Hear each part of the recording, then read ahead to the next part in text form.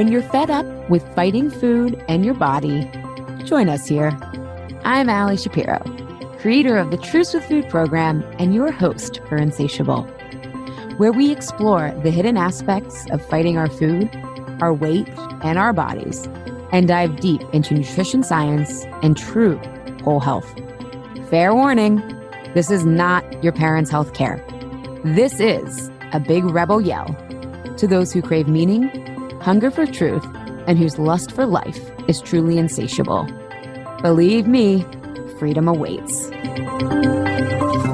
Welcome, everybody, to Season 8 of Insatiable. Today we're here with Episode 6. This season's theme is consistency. It's no secret that consistency is the key to success. Many of us have so much health knowledge and are aware of the latest and greatest food research and have the best of intentions, and then real life happens. We fall off track, lose motivation, and get discouraged. Convention tells us consistency is about willpower, discipline, and hard work. But research in adult development theory points elsewhere. 15 years ago, I discovered functional medicine and reversed my irritable bowel syndrome, depression, and a host of issues. I was amazed at the power of food as medicine and felt amazing. But even all of these great results couldn't stop my binging and overeating. So I ended up on a quest to discover, why can't I stick with feeling amazing, knowing how powerful nutrition is? This led me to grad school to study adult development and how we change ingrained patterns and behaviors. I came to realize inconsistency is a symptom, just like depression and binging. It's not the problem, but has various root causes depending on the individual.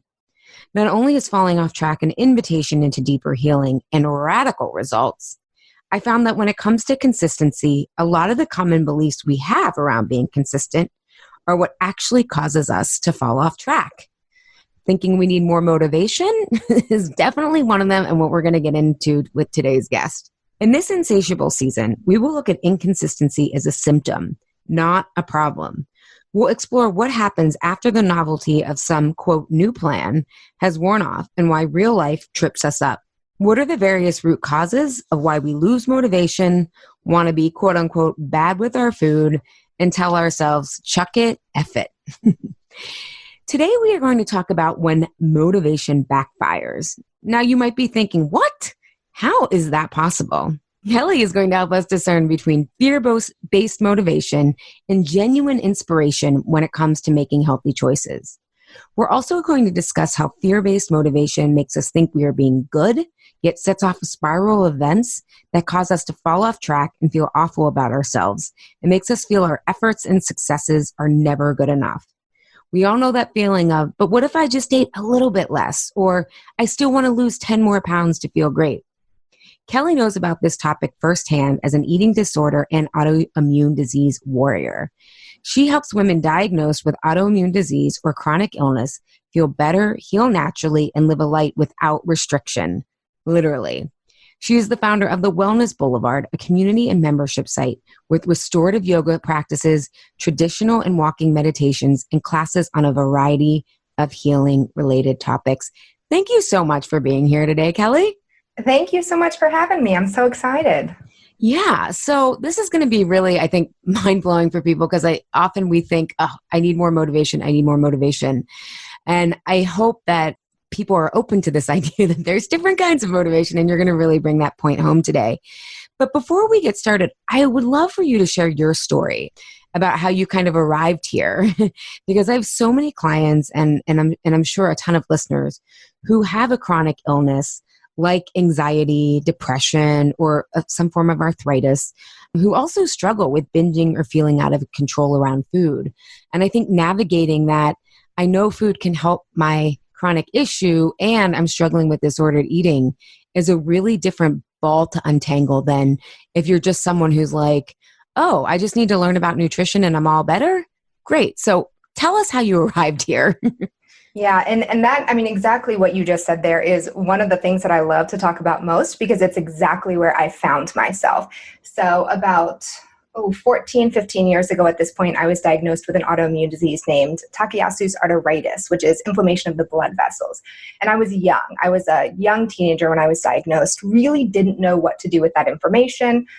And once I was officially diagnosed, it was recommended that I was put on a medicine called prednisone, which in my case was a miracle drug in that I felt better instantly, but then came with its own host of additional problems. One of those symptoms, I guess, that came from that medication for me was an increased appetite. So I was this young teenager eating way more than my brother, an older teenager, was eating because I literally just couldn't get enough food. And I needed that food because I had lost weight prior to my diagnosis. But because I was young and so impressionable at that time, I didn't know how to handle that, right? I didn't really know to recognize that I needed that weight. I didn't know what to do with this new appetite that I had been given. And I definitely didn't know what to do with the 5 pounds that I gained in the first week of this medication. And I basically freaked out, for lack of a better word for that, and became very, very afraid of continuing to gain weight. All I could see was sort of this spiral that I was falling into and this like just continuation of weight gain that would probably never end. And so I started to, control my food a little bit more and to try to pull back and control that appetite that I felt was completely out of control. And I wasn't necessarily trying to lose weight. It was just that intense fear of not gaining anymore. Through that, I really spiraled into an eating disorder. And this was, we're literally talking now within that same year. So it diagnosed with an autoimmune disease, diagnosed with an eating disorder, went through treatment for both of these, at the same time, obviously different forms of treatment. And while I was out of the grips of both the seriousness of pieces of the autoimmune disease because it was being managed with medication and the seriousness of pieces of the eating disorder because I had also gone through treatment, neither was fully healed. So I still had an unhealthy relationship to food and disordered eating habits, and those lingered for a very long time. So if we fast forward a couple of years, I got to a place where I was starting to learn a little bit more about health and wellness, because at this point in my life, I really thought like what I ate, how much I worked out, only things that mattered, absolutely nothing else. And as I started kind of diving online actually into this online world, and I was learning from other women who had kind of walked similar paths to me, I realized that maybe there was a little bit more at play here. Maybe there were a couple of other things that mattered. And as I did that, I would look into, not just how much I was eating, but what I was eating, into maybe like toxins or meditation, just a bunch of these other different ideas. And it really blew my mind wide open. And I got really excited about it. I found intuitive eating, and I really found a way to work through a lot of the disordered eating habits that I had picked up after both of the diagnoses. So I was getting really excited. I felt like I was kind of gaining some freedom back when it came to food. I had a lot of freedom from the medication that I was on and the treatment that we had been working with. While I was not in remission, I was managing it well.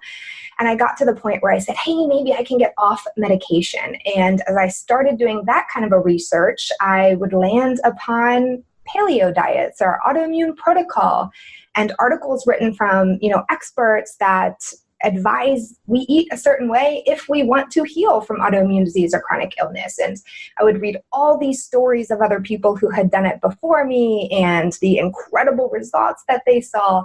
And I'd get super excited, right? Because maybe there's this potential, this possible thing that I can do to get off medication and really feel better. And every single time that I tried to do that and follow one of these protocols, I bumped up against so much resistance, so much restriction and deprivation, and ultimately it didn't work. And I think a lot of that was because there was still so much tied up from the eating disorder, from the disordered relationship to food. I had so much freedom that I finally found with something like intuitive eating, and it was so difficult because I thought that I had to let that go. And I think a lot of us do, like you said, kind of find ourselves in that place where we're trying to get better. And I know today we're going to talk a lot about motivation, because the reasons that we're all trying to quote unquote get better are very, very different. And I think those quote unquote reasons, or the motivation that we have, will greatly impact the actions that we take, and more importantly, the effectiveness of those actions that we take. And so that's kind of where I found myself of I wanted, to feel better, and I wanted to take these actions, but I could never get myself to do it. I couldn't get myself to do it consistently. And I got so frustrated to the point where you kind of begin to think that you deserve the symptoms and it's your fault. Yeah. Oh my God. You said so much. I think that we can all relate to. I mean, first of all, I was on prednisone with my chemo and I probably would have gained weight too. It was interesting. I obviously was like vomiting all the time. So I lost a ton of weight, but my face was so big. Like I remember looking at pictures, my cheeks were like massively big from the prednisone and it does Yep. make you hungry. And I've had some clients with arthritis and they need the prednisone too. And it's like, how do we manage that? Right. And I think what you're speaking to is this gray area of, especially there's two camps in the world. There's like, the Western medicine where you treat everything with pills and pharma and the body's a machine and they're putting you through a formula. And then you get into this online world where again, for everyone listening, it's a business. They think a lot of people want to complain that healthcare is a business. The wellness world is a business too. And they show you the exceptions, not the rules, right? Because that's what people also buy, right? Oh, this easy protocol, just do 1, 2, 3, eliminate gluten, dairy, and your arthritis is gone, right? And I think we get stuck between those two. And it's like we think those are our only choices versus what you brought up was such this interesting question. And this actually came up in our Truths with Food group about when is being healthy feel like deprivation? What do you do then? Right. Mm-hmm. And I think to your point of thinking that it's when we're focused on weight, we think it's just diet and exercise, and we're not looking at that emotional health piece. And I found it really interesting in your story, which happens with a lot of my clients. And I think if a lot of listeners reflect, the disordered eating, whether it's going to Weight Watchers, whether it's bulimia, whether it's anorexia, whether it's, overeating and binging, it always occurs around an event that makes us feel very vulnerable. And in your case, it was a diagnosis, right? Yeah, absolutely. And that vulnerability of uncertainty, we're like clinging to some form of safety. And so we try so hard with these absolutes that either the wellness industry is offering or the medical industry, right? And both places have something to offer, but we have to learn to go back into the heart of uncertainty and in your case, especially with our bodies, which feels so scary. It does. It does feel really scary. And I think that's why part of the conversation, has to be that it's safe to be where we are to begin with, because what's so, scary of uncertainty is the uncertainty that like, we're not safe where we are right now. We're not safe where we're going. And so part of the conversation has to be like, it's safe to be sick, right? Like it's safe to be at a place where I don't feel well. And I think so quickly with autoimmune disease and chronic illness in particular is that we're so focused on the end goal on feeling better because there's so much attached to what can happen when we feel better or what we think is going to happen when we feel better or what's supposed to or why we're supposed to get better. There's so much meaning attached to that it can sometimes be really difficult to feel like it's, safe to be where we are. And of course, like there is seriousness to physical illness, and I am in no way trying to ignore that or not represent that, because there is, danger to that to be had. But for many of us, especially with chronic illness, we're in that management state, which means we're probably out of maybe some of those initial dangers. And now we're at this point where we're kind of dealing with chronic symptoms that don't feel good and we want to feel better, but we're not necessarily also having the permission to be where we are and still be super valuable and super worthy and super okay and super awesome. Yeah. And I think you bring up such an important point that a lot of times people think self-acceptance means resignation. And yet, so to your point of saying like, this doesn't mean that it's never going to change, but it's like, wait, we need to be where we are right now so we can assess next steps. And also it's not helping the situation to be in shame and to guilt ourselves and to put all this pressure. Like if that worked, okay, do it, but it's not working. Exactly. So let's just be here right now and kind of not, I always tell my clients what we embrace dissolves and what we resist persists. So we're adding this extra layer of tension, of stress that then we have to work through that on top of, okay, the real issues that brought us to this place. So Right. I love that you talk about, that's such a powerful statement. It's safe to be here. It's safe to be here right now. Absolutely.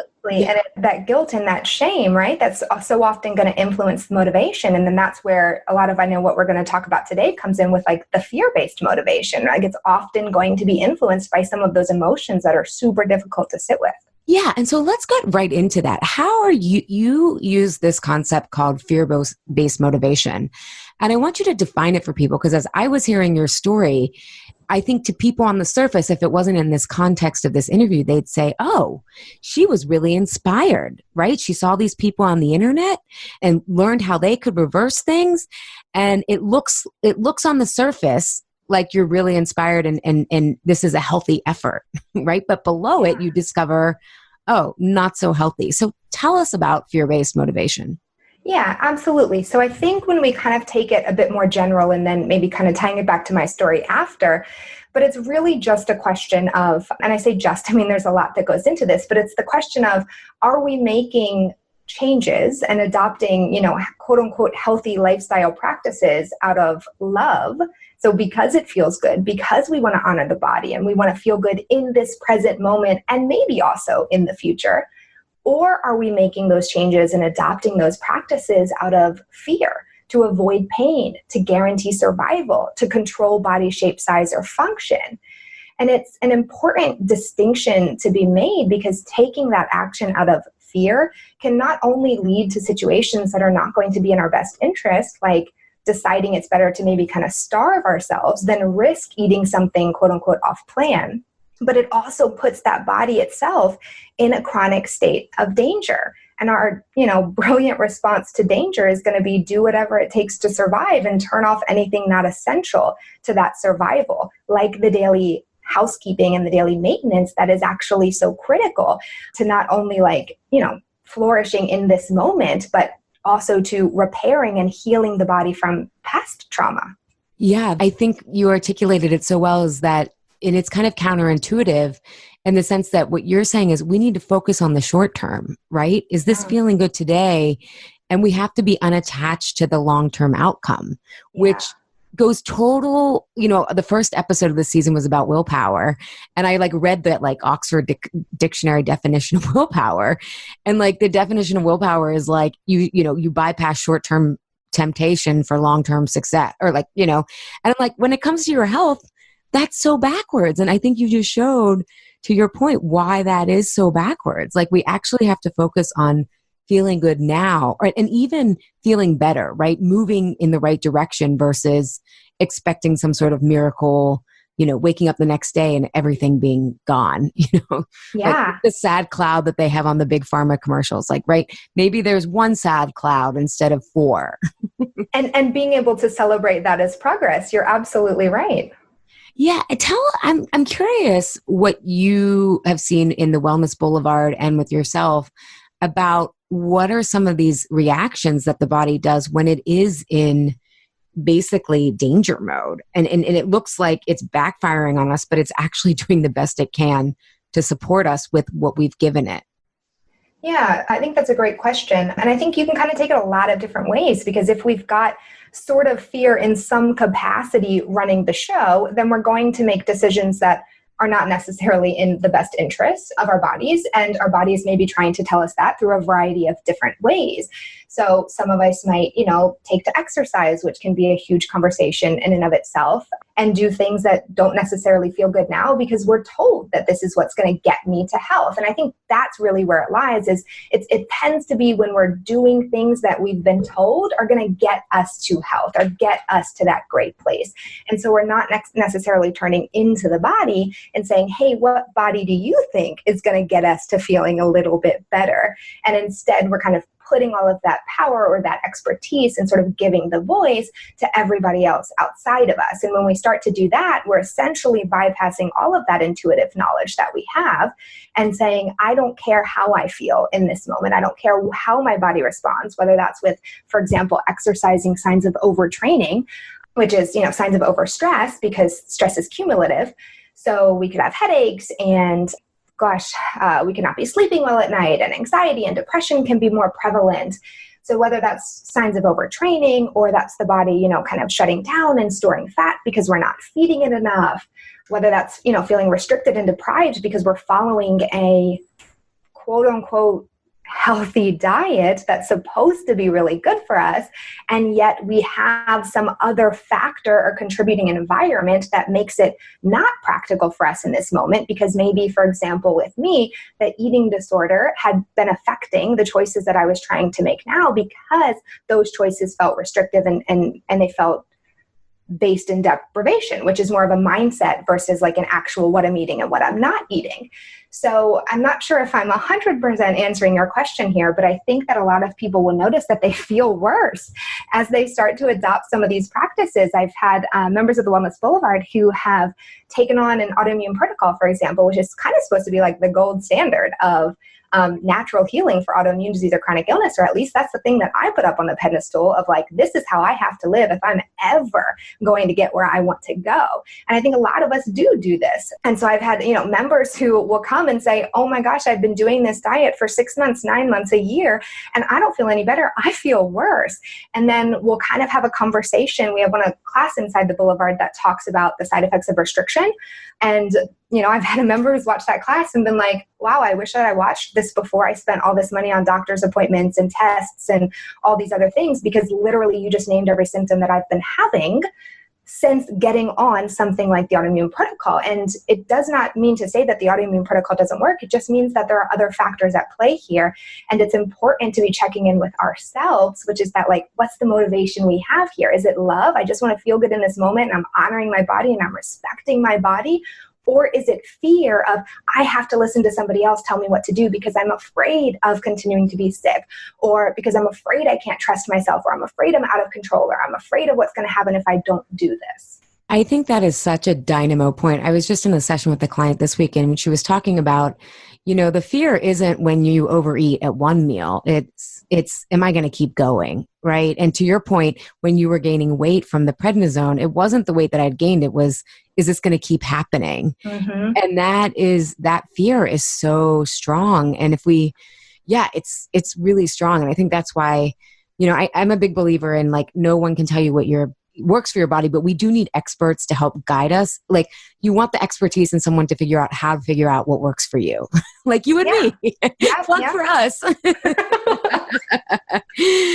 And I think kind of circling back to kind of this idea of when is healthy, the idea of healthy really feels deprived. I think the Truth with Food group and I, we're kind of discussing, as I said, first of all, I think it's people's definition of healthy, right? They think it has to be perfection.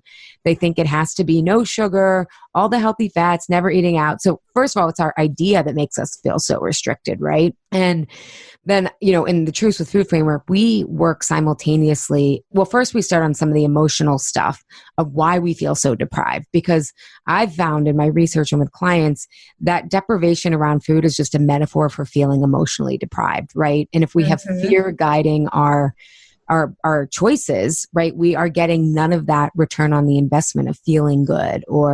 And then we're obviously deprived emotionally in our lives of meaning, of, people just say they're stressed, but then you're not just stressed, you're also missing ease and relaxation and meaning and fun and play.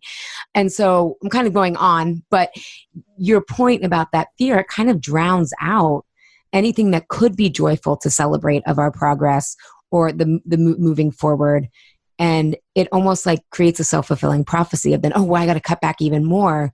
And so the deprivation just grows rather than trusting moving in the other direction, that you don't feel deprived and you can feel satisfied with where you are. Am I making any sense? Absolutely. Okay. Absolutely. You take over the show, Kelly. I'm going to be quiet. No, you're absolutely on point. When talking about, deprivation, like, there's an element of emotional deprivation to it that a lot of us aren't necessarily exploring, which is going back to the conversation at the very beginning too, of there's a different aspect of health than just physical health, which I think, that blew my mind wide open when I first heard about it, of realizing that my emotions, my thoughts, my beliefs, like, for example, could influence my physical body and my physical health, which is why we can open the door past just, food and working out and things like that. And I think part of the deprivation restrictive conversation also kind of goes to not necessarily making sure that we know the cause to begin with. So a lot of us are cutting out foods because we think that that's going to be the thing that helps us feel better. It's going to be the thing that kind of like reduces that symptom. And we haven't necessarily explored if food, let alone all of those different food groups that we're being advised to cut out, are that cause to begin with for our particular body, our particular situation, our particular season of life. So we've got to look at, emotional deprivation, like you said. We've got to look at the causes for us individually, with ideally, help from somebody kind of guiding us through that. We've also got to look at, are we eating for weight and not for health? I think a lot of us claim that we're eating for our health when there's still a part of us that's eating for weight. And whether that's weight loss or not to have a weight gain or just to look a certain way to kind of like shape that body, I think that's something that we have to address. And then I even think there's this concept of, again, choice versus force. So is somebody else telling me what to do and that's my gold standard and I will not do anything different? Because that's more of like a forced conversation, right? I'm forced to do what somebody else is telling me to do versus I feel like I have a choice in every single moment. And I think that makes a really big difference. So when we kind of look back at that willpower of, short-term pushing it off for long-term gain, part of what makes it possible to eat any kind of way that you want without feeling restricted and deprived is feeling like you have a choice in the matter, and that choice has to come every single moment.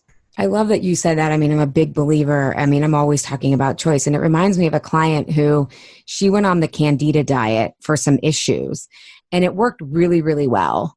And then some of the issues started to come back, not in the same way, maybe not the same intensity, but they were coming back a little bit. And so she went back on the diet and wasn't getting the same results. And she was like, I'm trying so hard, right? This is like this. It was her choice when she was getting the results, right? It was like, this is meaningful for me to keep going. And she felt like she was failing because she would go off the diet here and there when the results didn't come, right? It was kind of like, oh, I'm trying so hard. And I was like, okay, that tool isn't working for you anymore. Mm-hmm. Like, it worked for you then.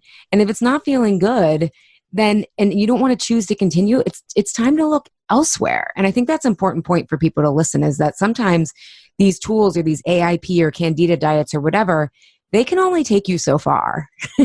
and if you've cleared up enough of your Candida or inflammation, you may have to start looking elsewhere, that the diet isn't the thing anymore. It might be your environmental toxins. It might be mold. It might be your sunlight. It's probably your emotional health. Because there's always an emotional component to autoimmune issues or any gut issues. So I just want to point that out to people too, that sometimes these protocols can only take you so far, or they work for a limited time and then it's time to go deeper. Absolutely. And I think one of the questions that we fail to ask sometimes is this even having the opportunity to work for me? So we tend to always say well, if this isn't working for me, then the tool is definitely wrong, or I'm definitely wrong. And typically we start with the I'm definitely wrong, right? I'm the one that's doing something wrong. Sometimes we might say okay, fine, maybe it is the tool. But one of the questions that's also can be really important to kind of ask ourselves is are we even giving these tools a chance to work? And what I don't mean that in terms of again, something else we're not doing right. I mean that in terms of there are other conditions that may be at play that could be impacting the effectiveness of these tools that some people, love and see great results from. And I feel like it can be such a relief when we start talking about them. So I talk as them as hidden stressors, but as basically these environments or conditions that could kind of be affecting how well everything is actually helping us feel better. And that's kind of an important conversation, because typically we're taking on these tools, whether it's diet, whether it's a certain exercise practice, whether it's, going toxin free, we're doing this to reduce the stress on the body and to increase the amount of time that we spend in that parasympathetic nervous system and that, relaxation response, as Dr. Herbert Benson coined it. So we're hoping for all of these tools to help us kind of do those two things so that the body could essentially, hopefully, maybe heal itself and do what it does best. And so there could be that kind of at play too, whereas you're taking on this tool and it used to work for you and it doesn't work for you now, kind of exactly like what you were saying, Allie, is there something else at play in this season for why this might not be able to be as effective as it once was? I love that. It's kind of like the big discernment is and for the science nerds, is this moving me to parasympathetic dominant, which means rest and repair? Mm-hmm. Or am I going back to sympathetic or fight or flight? I think is a great question, and almost like the body will tell you, right? Because if ultimately your tools are going to be only as effective as as you can relax the body. And then when the body's relaxed, then it can make the most of nutrition. Then it can make the most of your sleep. Then it can make the most of your exercise. But if you're keeping it in that fight or flight, it's being counterproductive. 100%. So we're going to take a short break to hear from our sponsor. But when we come back, I do want to focus on something that you alluded to earlier. And I think a big spot where people do feel, an obvious spot where people feel emotionally deprived is exercise. And I think this is a really big, important part. And then we're going to get into scarcity mindset, which is another big thing that when we're exercising and eating well, not get results, we start to think we're not enough. So we're going to pick Kelly's brain about that when we come back. But first, a message from our sponsor.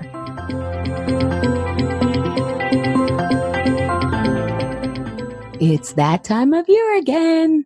The live version of my annual group program, Why Am I Eating This Now?, opens for registration August 5th and begins August 13th. This program will help you unlock your keys to consistency with your nutrition goals. And with a small group of 15 people, we will get to the root causes of why you fall off track. Together, we'll transform those patterns and behaviors, no willpower required. To learn more, check out episode 6, season 5, where Why Am I Eating This Now participants, Dr. Tina Bugren and Lourdes Brawley, discuss how using adult development theory, which is not therapy or coaching, made the program so challenging, life-changing, and different from anything they've done before.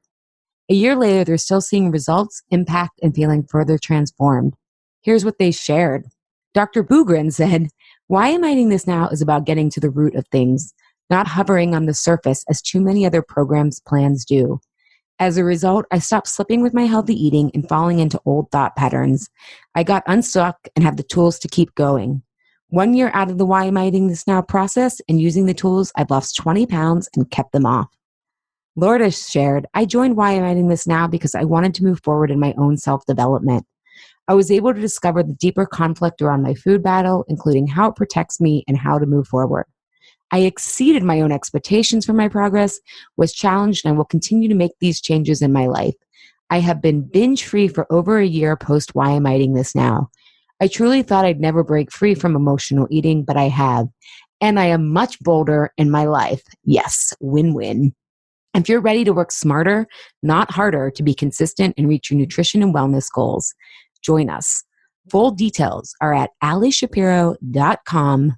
Why Am I Eating This Now live program. And make sure you sign up on my list so that you can get the early bird discount. And if you don't want to wait, you can get started today with the self-study program now. What you pay for this will be credited towards the cost of the live program. So why not get started today and start getting relief and clarity?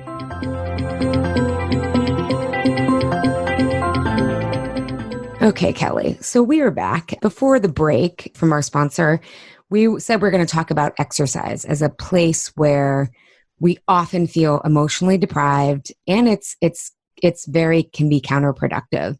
And what I often hear, you had so wonderfully coined this term fear-based motivation that we can start to think about with our food choices. But with exercise, I think it can be almost sometimes a little tricky because it sounds quite noble, right? Like we can say to ourselves, I want to burn off the calories so I can eat more at the picnic, or I'm gonna drag myself out of bed and so I don't feel guilty, and exercise, this kind of run in the morning sets my day up perfectly, right? Absolutely. And so I think sometimes, even though we don't really like that stuff and we dread it, and maybe it makes us feel a lot more tired 3-4 hours down the road, but we're convinced that we're being good, right? And often in terms of weight loss, that we often don't know it's depriving us or setting us back. So can you start to help us understand how over-exercising is actually going to inhibit all the great effort we're doing around the other things in our lives? Yeah, this is such a good one to kind of dive into, because you're so right in that we think that we're doing good. We think that we're doing the right thing. After all, like, exercise is supposed to be really good for us. And so many of us are like told to get out there and exercise and move more. And, there are some of us, and I was kind of one of those people who just really loved to exercise, in that it was like the number one thing that could clear my head and sort of give me that mental reset for the day. So it was a big part of my day, both because it made me feel good and because it kind of relieved, I thought, some of my stress. And just to kind of give you guys a little bit of a story, a more personal example, I started practicing kind of like a CrossFit hybrid boot campy type of a thing, a workout about a year ago, a little over a year ago. And I loved it. And I did it 5 days a week and it was amazing. And it was wonderful for the first couple of months.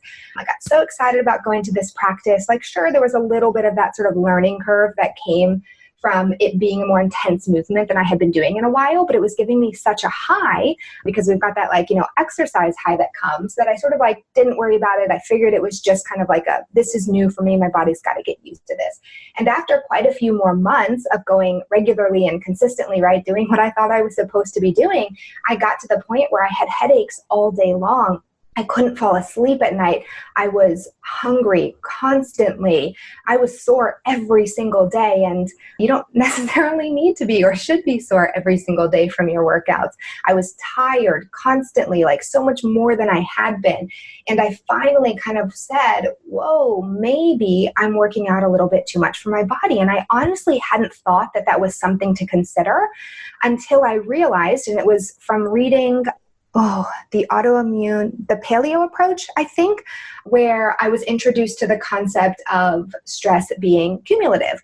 And so that it's not that we have these stress buckets of, well, exercise is a stress, right? But everyone tells me it's a good stress. I'm supposed to do it. So it's not like I have a certain amount of stress that I can, put towards my exercise practice in one bucket, and then a certain amount of stress that I can handle from work, and then a certain amount of stress that comes from, having an autoimmune disease or a chronic illness, and then a certain amount of stress over here from maybe, family, friend dynamics, social events.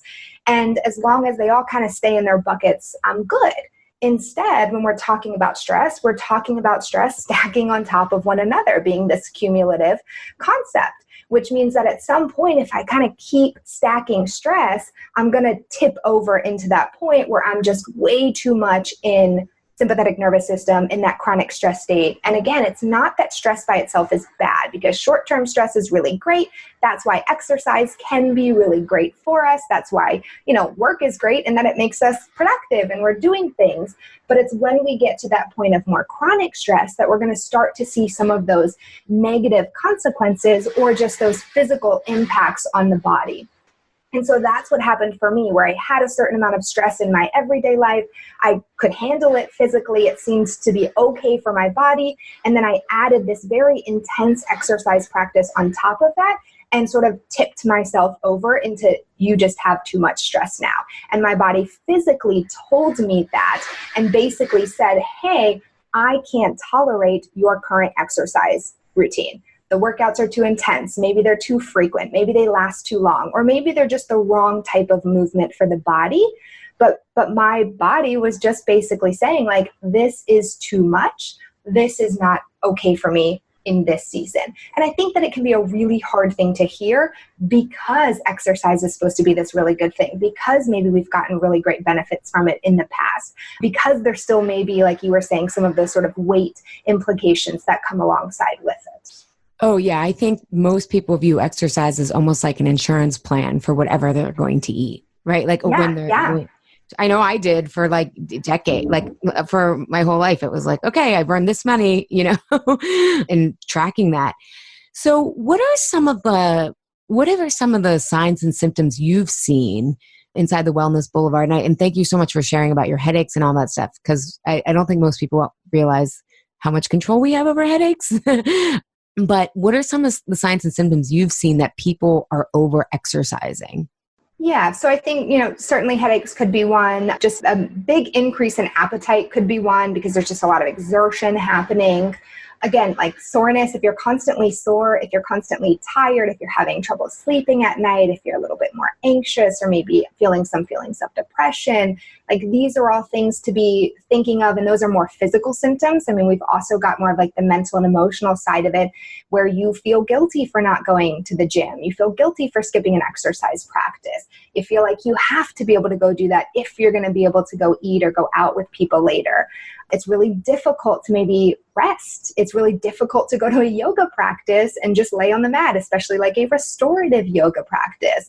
It's really difficult to pull back. So for example, when I was in the thick of it and trying to kind of get out of this myself, like there would be times where I would have to say like, sure, maybe I could use a higher weight here, but I choose not to. If it's really, really difficult to not choose that higher weight or not run the extra lap, then there might be something going on upstairs, right, in our brains when it comes to kind of like what's motivating us here. Because if it's really, really difficult to pull back, to rest, to take a day off, to take a couple of days off, to do a yoga practice, to just walk instead of run, if that's really, really difficult, then that kind of ties back into what we were talking about before of what's driving the ship here, what's running the show. Is it some capacity of fear-based motivation and a lot of those questions we talked about before versus I just want my body to feel really good in this moment and in the next, if at all possible. I love that. Coming back to those questions to help ground you. Like, wait a second, what is my goal here?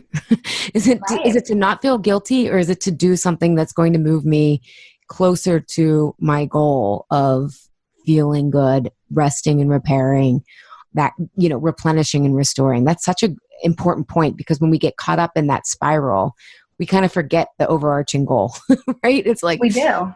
We're just avoiding the uncomfortable feelings of guilt or whatnot.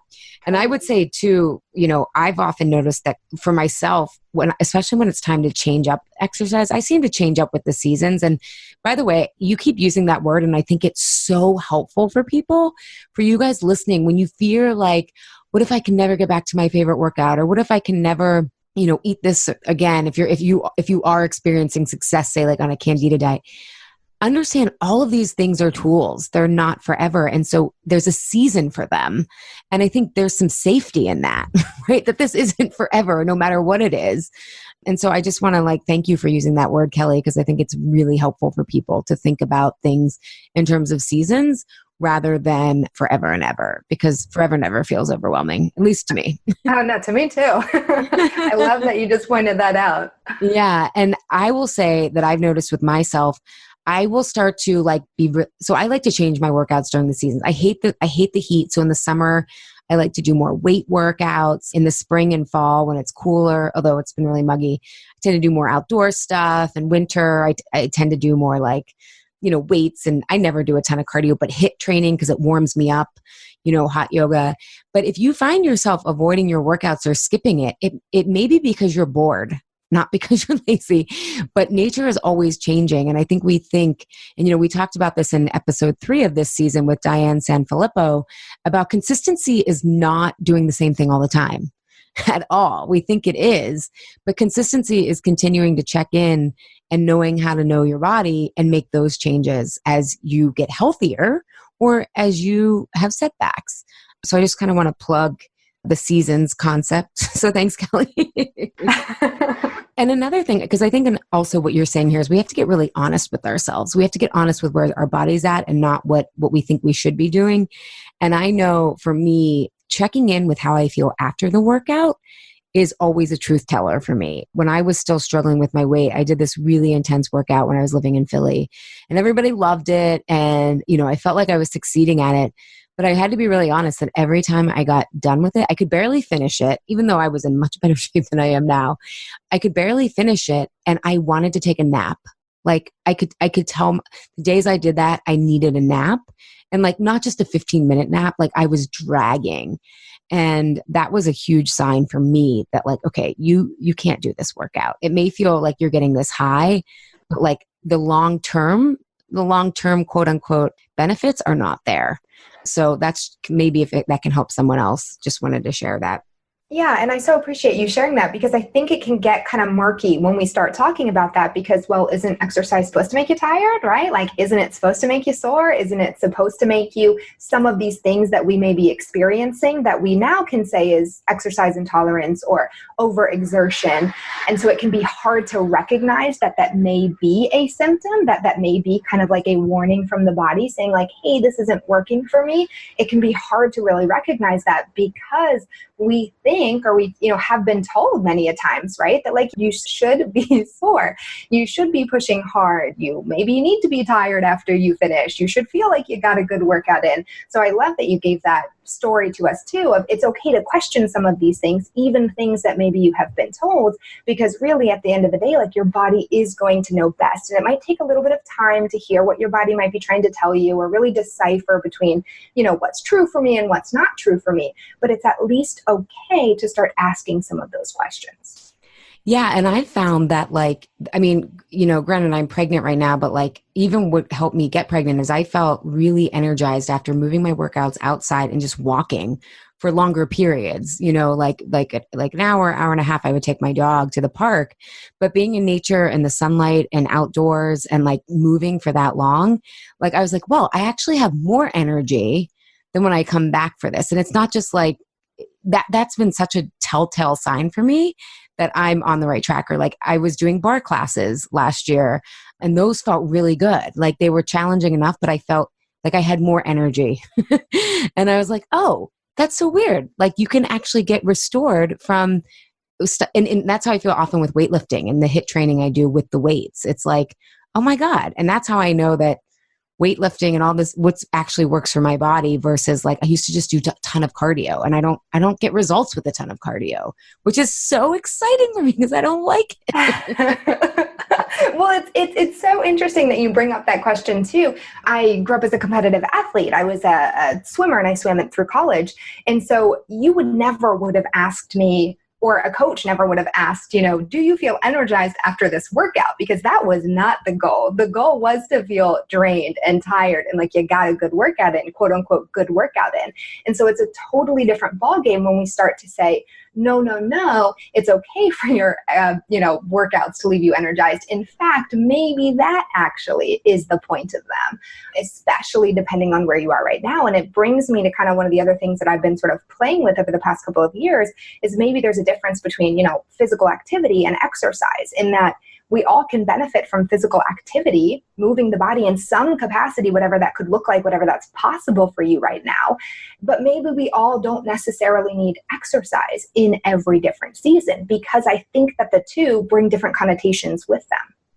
Yeah, well, and to your point earlier, we have to look at this in context of the other stressors in our lives. And when we're in high school, we don't have bills. I mean, if we are privileged, we don't have bills to pay.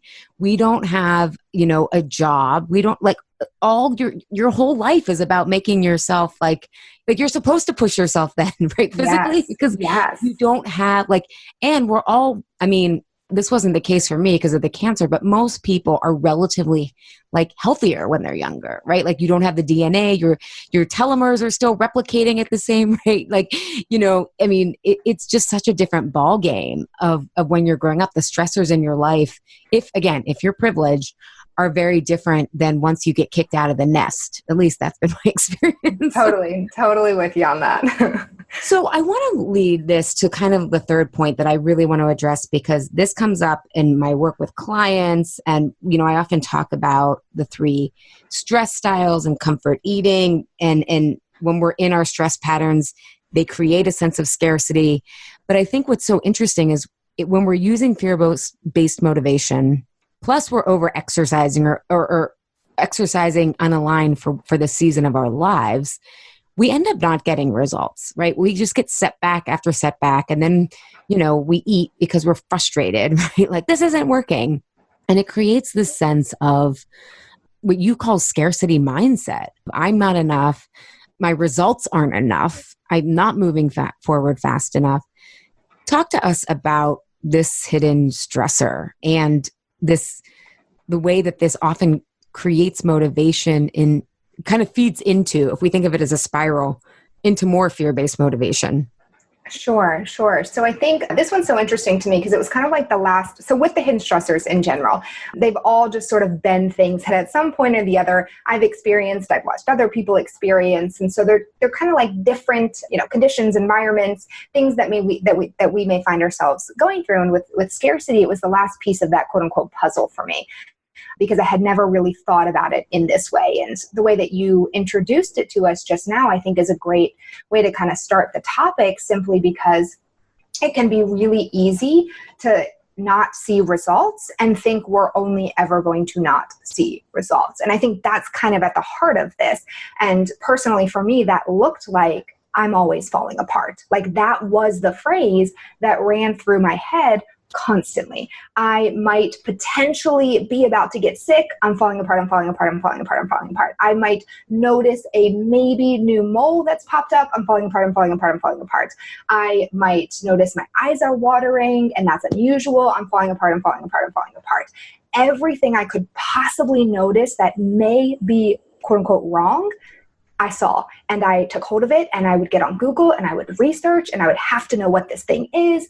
And it was kind of this sense of health hypervigilance, which I think is super interesting because that's kind of a natural side effect, if you want to use that word, of being sick, right? Because you kind of are being told to get hypervigilant about your body and start to notice signs and symptoms. But I had never realized that that could become a thing that was affecting my results. I had never realized that something that was so crucial to the beginning of a diagnosis, of understanding my body and noticing when something was wrong and being able to communicate to doctors and providers that something was wrong. I had never thought that that tool, which had become so crucial and necessary, could then turn into something that was holding me back from having the thing that I wanted, which was health. I never realized that this constant searching for problems and, continuing to sort of pack on evidence possibly that things aren't going to work, that they're not working now, that they may never work, that it's not possible for me to have what I want, that no matter how much I try, I never get any better, I never get anywhere, I never make any progress. When you kind of put those two things together, you can get into this place of feeling in this, quote unquote scarcity mindset of it's just not going to happen to me, right? No matter what I do, it's just not going to happen to me. No matter what I do, I cannot possibly heal. No matter what I do, I'm always falling apart. No matter what I do, I'm never going to be able to get where I want to go. And I think what's kind of interesting about this one in particular is it's not tangible because we're not talking about, diet, literally the food that we're eating. We're not talking about exercise, literally the movement that we're doing. We're talking about these thoughts and these beliefs that we hold and the things that we're saying to ourselves around our bodies, around our health, around our capacity to heal, around what it would mean to heal. And so it can make for a very interesting conversation when we dig into it, because there could be this whole world of things happening that we never would have even thought to look at. Yeah, I mean, this is in essence like a metaphor for my work, right? It's like, when is the mountain a mountain and when is it a molehill? And it's really when you've had illness, when you've had trauma, if your trauma hasn't been physical in terms of like an illness or cancer, there's emotional trauma. And you start to think every stress is the end of the world, right? Like, and that's why we can't speak up. And that's why we have to compete and accommodate. And that tool, what you're describing as a tool of discernment, is so challenging because it's so matrixy, right? Because there are times when you need to know when this symptom is leading to something else, right? Or when this situation really is high stakes. But unfortunately, after we've gone through battling our body, and the longer we do it without getting support around it, the more molehills start to look like mountains. And then that becomes the issue that we have to work on as well. And we all have to work on it. Like whether you've had trauma, whether you've had illness or whatever, because it affects, no one rides for free, right? We all get bumped around in life. But I think that's such an interesting point. And it reminds me, in our episode 2 of this season, we had Tokapa Turner, whose whole book is on belonging. And we had this big discussion about inner scarcity when it is an inner condition, and how we've exiled. It's really a reflection of exiling certain parts of ourselves.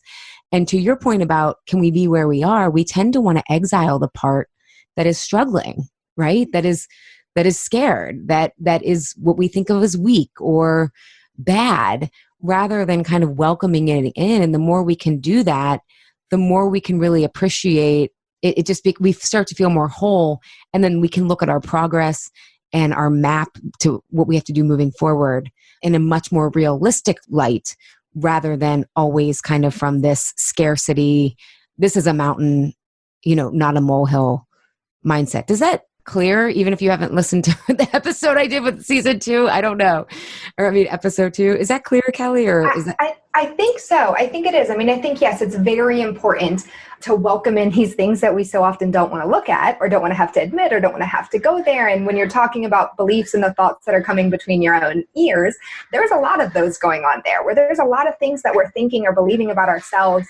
Because typically when we're talking about like I don't want to look at, the part of me that is sick. It's exactly what you said. I don't want to look at like the weakness I've associated with being sick, or I don't want to look at the vulnerability I've associated. I don't want to look at what it means or what I have made it mean to be sick, or to be where I am right now, or to be in whatever situation I'm in. I don't want to look at what I've decided that means about me. And that's what can be so difficult, and what we turn into this big mountain, because when we start to go there, it's terrifying, because it could be, messing with our sense of belonging. It's messing with our sense of self. If you can hear this rain, I am so, so sorry. It's raining like cats and dogs at your place. I feel like I'm on Noah's imaginary ark in my house. It's like torrential downpour for like days. Okay, good. Here too. But it absolutely, we can start to think of these things as mountain, because it's scary to look at these beliefs that we've made about ourselves. And these things that we're, thinking to ourselves. And so if we can get compassionate enough and have a little bit of grace for ourselves, and find that, really courageous moment to say, okay, what's running between my ears right now? What do I actually believe about myself? What do I believe about my capacity to heal? What do I believe about the actions that I'm taking and the impact that they could have for my future? And we start to look at these things. It can be, like I said, really scary, because that takes a lot of courage to do, but it then can also be the thing that helps us move forward, because we're starting to address some of those fears that we have. We're starting to address some of those maybe like limiting beliefs that we're holding, some of the conditions or the patterns that have been passed on to us that not even necessarily like we thought we believed, but we have sort of taken from situations or environments that we've been in before. I love that. I mean, can you unpack that? That's a really powerful question. And I would love for you to kind of go into a little bit more detail, because I think it's a great tool to end on. But one of the beliefs you said that we have to ask ourselves when we're monitoring this kind of self-talk of, I'm always falling apart, nothing's working, which is totally, again, like when we're feeling vulnerable, it's like we spiral, right? And you said this, I just think this is like $1 billion question. What is my belief about my capacity to heal? Can you I'm going to let you take that. Yeah. No. And it's what is my belief about my capacity to heal from kind of a lot of different standpoints, but what do I believe about myself to have what I want, right? What do I believe about my capacity to have what I want? Because essentially so much of us go into this saying, well, I want to be healthy, which means I want to heal, I want to get better, I want to feel good. And so then we're kind of asking this question of, well, what do I believe about my capacity to get what I want, to have what I want? Am I worthy of that? Am I deserving of that? Is that actually a thing that happens to someone like me? And we're talking a little bit about our identity, right? Like who we think that we are. It's also a question of like, what do I believe about my capacity to heal in terms of like, do I have what it takes to do what I think it takes to heal, right? Like, do I have what it takes to follow through on these actions I've decided are the only way I get to health?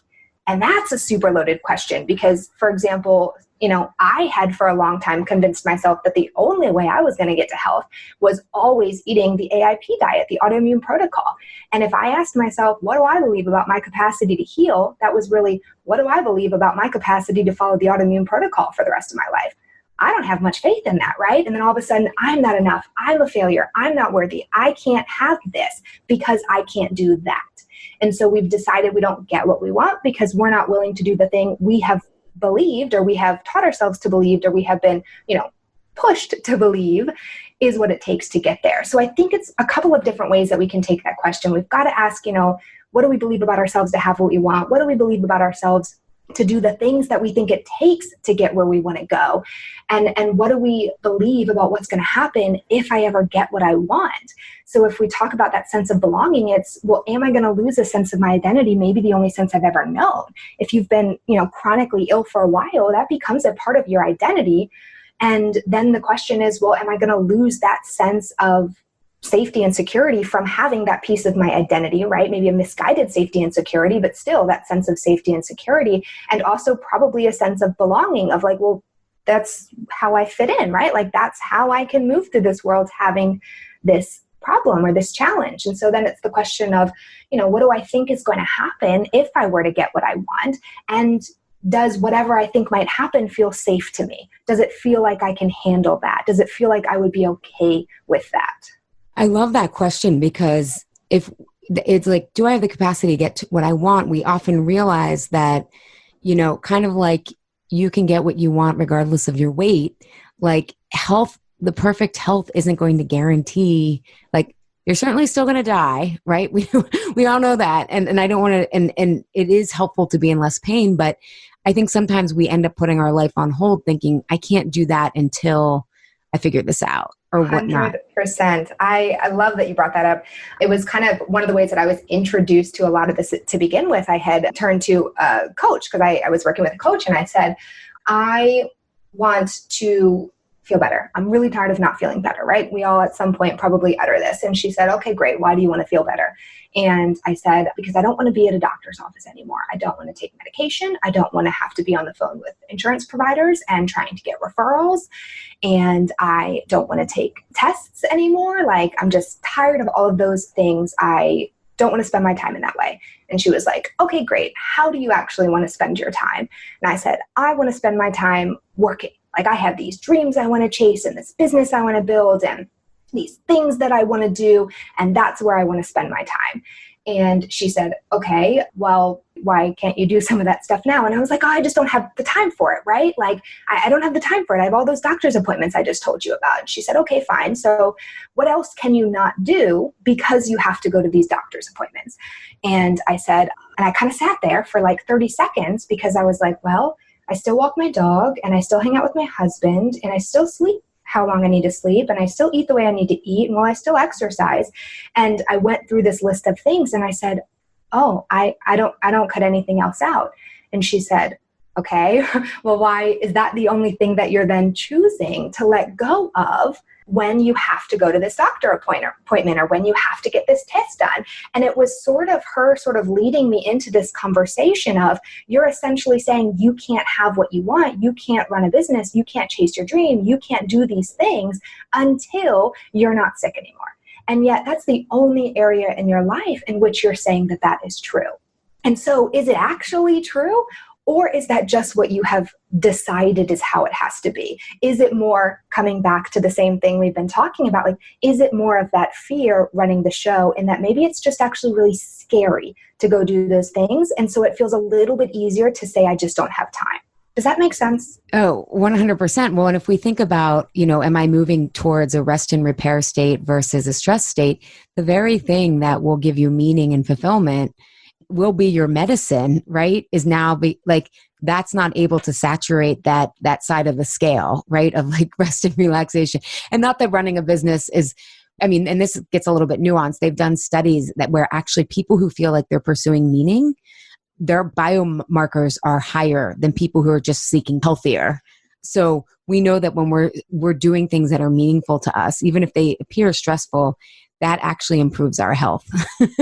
Whereas procrastinating on this stuff, right, just leads to more stress and it builds up almost what we expect then will happen from this panacea that never pans out. Yeah, and which is crazy. It's crazy to think of it in that kind of capacity because that's where stress gets so interesting and so nuanced.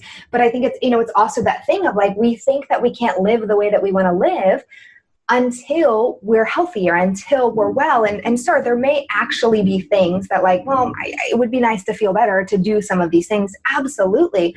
But sometimes, just like you were talking about with weight, we get to that point where it's like, well, I can't have that. I can't do that. I can't be that until this other thing locks into place first.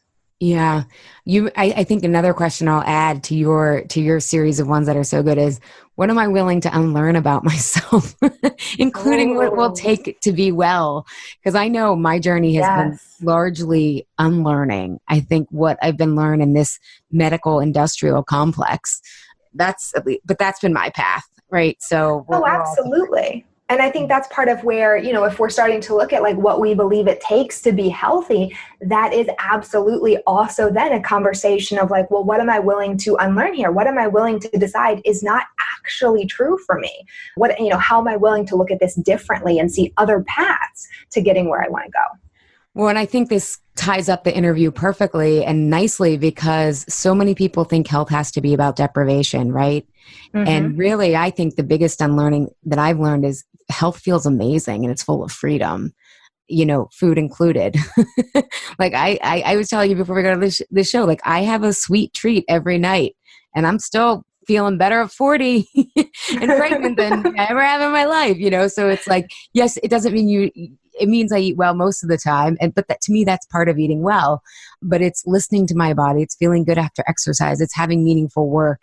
It's getting outside. It's walking my dog, right? It ends up being these like simple things that are really hard to accomplish in our world, I think, but they can be done. I mean, I think the obstacle is the path, right? Absolutely. Learning fear-based motivation, learning how to move our bodies in ways that really work, and stepping and examining our scarcity mindset, I think are all, you gave us more than enough to chew on, excuse the food pun. Kelly, where can people, I'll have all of, your links to the Wellness Boulevard and stuff in the show notes, but where can people find you if they don't want to go to the show notes? Where, by the way, people, there's also transcripts. I always forget to tell everyone, transcripts for all the episodes. So, super useful. Yeah. And I forget to tell people, and it's so useful. But I'm sorry, where can people find you? Absolutely. You can find me at thewellnessboulevard.com, on social media, The Wellness Boulevard, the website, the blog. That's going to be the easiest and the best place. So just thewellnessboulevard.com. You can contact me there. I've got a quiz over there that you could take if you're thinking like maybe you've got some kind of hidden stressor happening at play here. You can take that and see what you can find. But I would so love to kind of get to know you better. Thank you all for listening. And that would be over at thewellnessboulevard.com. Wonderful. Thank you so much for being here today, Kelly. Thank you so much for having me. This has been a blast. Thank you, Health Rebels, for tuning in today. Have a reaction, question, or want the transcript from today's episode? Find me at alishapiro.com. I'd love if you leave a review on Apple Podcast and tell your friends and family about Insatiable. It helps us grow our community and share a new way of approaching health and our bodies. Thanks for engaging in a different kind of conversation. And remember, always, your body truths are unique, profound, real, and liberating.